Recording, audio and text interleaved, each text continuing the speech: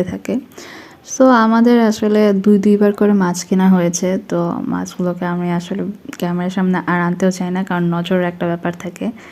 দেখা গিয়েছিল একদিন আমি মাছগুলো রিলস দিয়েছি, পরের দিনই আমার পুরো গ্লাস জারটা ফাঁকা হয়ে গেছে। জানি না আসলেই নজর লেগেছিল নাকি অন্য কিছু। তো যাই হোক, এখানে আপনারা মাছের পাশাপাশিও কিন্তু বেশ কিছু দোকান পাবেন যেখানে আপনারা পাখি অ্যান্ড বিভিন্ন ধরনের বিড়াল, বিদেশি বিড়ালগুলো কিনতে পারবেন।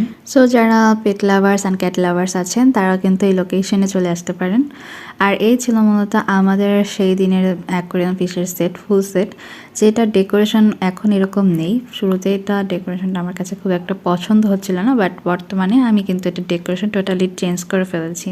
তো এখন আমি আপনাদেরকে দেখাবো কিভাবে অ্যাকোয়ারিয়ামগুলোকে আসলে সেট করতে হয়। তো আমি পুরো প্রসেসটাই একদম ডিটেলসে দেখিয়ে দিচ্ছি। যাদের বাসায় অ্যাকোয়ারিয়াম আছে তারা তো প্রসেসটা জানেনি, বাট যারা একদম নতুন নতুন একটা অ্যাকোয়ারিয়াম সেট কিনতে চাচ্ছেন তাদের জন্য এই ভিডিওটি, তারা কিন্তু এখান থেকে শিখে নিতে পারেন পুরো প্রসেসটা।